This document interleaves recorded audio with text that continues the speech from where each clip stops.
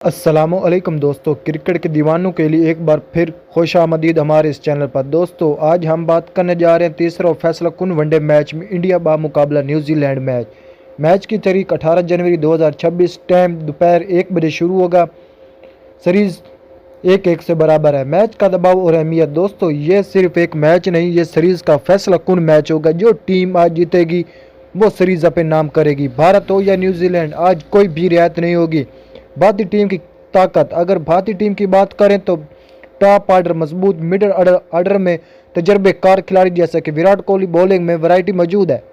भारत शायकीन को उम्मीद है कि आज इनके स्टार खिलाड़ी आज बड़ा मैच विन परफॉर्म करेंगे। दोस्तों न्यूजीलैंड को कमज़ोर मत समझना, प्रेशर में खेलने की आदत, फील्डिंग लाजवाब, बॉलर मैच पलटने की ताकत रखते हैं।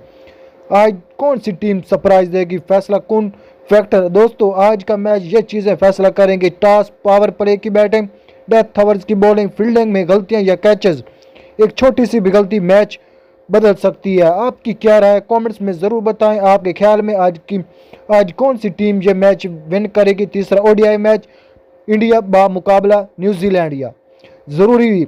दोस्तों अगर आपको क्रिकेट की ऐसी ताज़ा तरीन अपडेट, ज़बरदस्त अपडेट चाहिए तो हमारे चैनल को सब्सक्राइब करें, वीडियो को लाइक करें, दोस्तों के साथ शेयर करें।